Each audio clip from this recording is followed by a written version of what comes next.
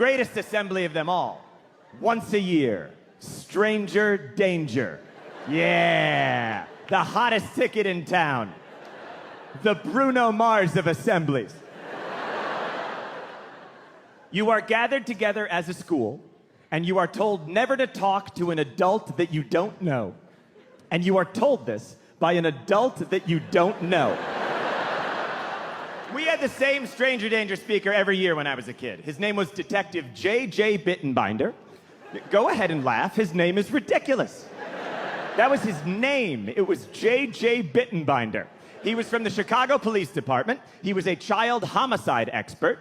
And, oh, geez. Very sorry, Radio City. Did that make you uncomfortable? Well, guess what?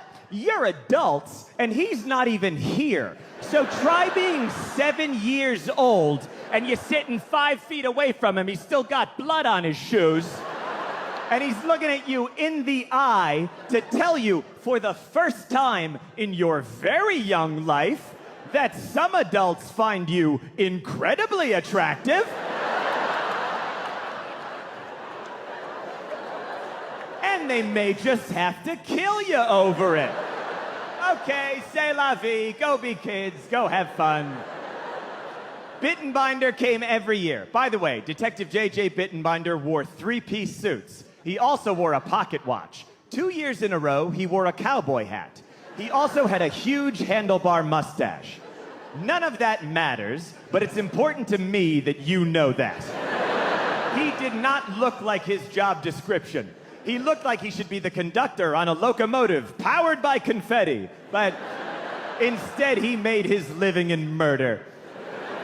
He was the weirdest goddamn person I ever saw in my entire life. He was a man most acquainted with misery. He could look at a child and guess the price of their coffin. That line never gets a laugh, but once you write it, it stays in the act forever. So Bittenbinder came every year with a program to teach us about the violent world waiting for us outside the school gym. And that program was called Street Smarts. Time for Street Smarts with Detective J.J. Bittenbinder. Shut up, you're all gonna die. Street Smarts. That was the general tone. He would give us tips to deal with crime. I will share some of the tips with you this evening. Okay, tip number 1, Street Smarts. Let's say a guy pulls a knife on you to mug you, because you remember the scourge of muggings when you were in 2nd and 3rd grade. You know how a mugger thinks, man, I need cash for drugs right now. Hey, maybe that 8-year-old with the goddamn Aladdin wallet that only has blank photo laminate pages in it will be able to help. Let's say a guy pulls a knife on you to mug you. What do? You go fumbling for your wallet, and you go fumbling for your wallet. Well, in that split second, that's when he's gonna stab you. So here's what you do. You kids get yourselves a money clip, okay? You can get these at any haberdashery. You put a $50 bill in the money clip. Then, when a guy flashes a blade, you go, you want my money? Go get it. Then you run the other direction. And our teachers were like, write that down. They're like, buy a money clip? Engraved, question mark? You go home to your parents, hey, Dad, can I have a silver money clip with a $50 bill in it, please? Don't worry, I'm only gonna chuck it into the gutter and run away at the first sign of trouble. The man with the mustache told me to do it. Tip number 2, Street Smarts. Let's say a kidnapper throws you in the back of a trunk. This was at 9 in the morning. Let's say a kidnapper throws you in the back of a trunk. Don't panic. Once you get your bearings, find the carpet that covers the tail light. Peel back the carpet, make a fist, punch the tail light out the back of the car, thus creating a hole in the back of the automobile. Then stick your little hand out and wave to oncoming motorists to let them know that something hinky is going on. Can you imagine driving behind that?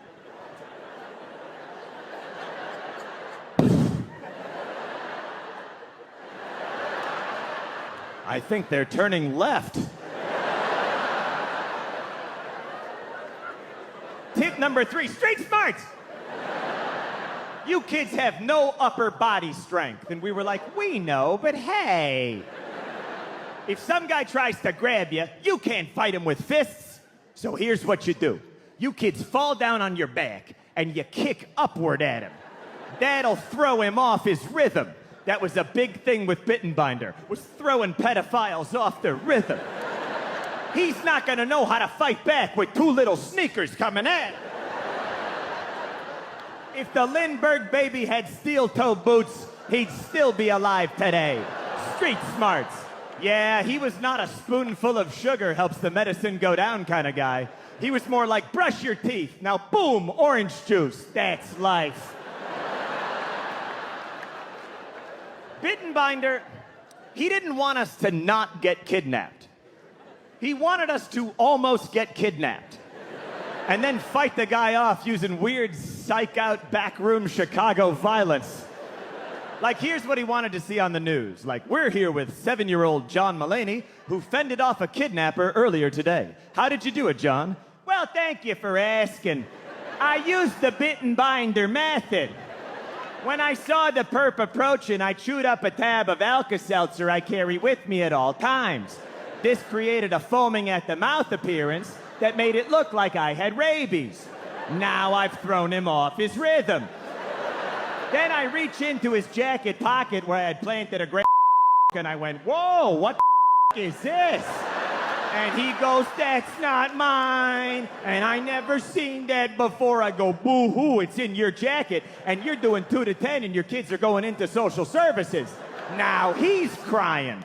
Then I grab a telephone book and I beat him on the torso with it. Because as any Chicago cop will tell you, a phone book doesn't leave bruises.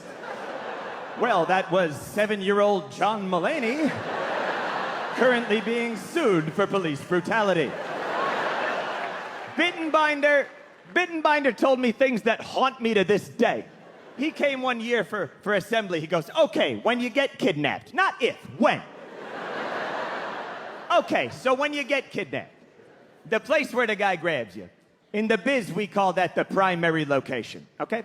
Your odds of coming back to the primary location, about 60%. But if you are taken to a secondary location, your odds of coming back alive are slim to none. I am 35 years old, and I am still terrified of secondary locations. If I'm at a place, I never want to go to another place. I'll be at a wedding reception and someone will be like, hey, you coming to the hotel bar after? We're all gonna get drinks and keep the party going. I'm like, nah, sister. You're not getting me to no secondary location. You want it? Go get it.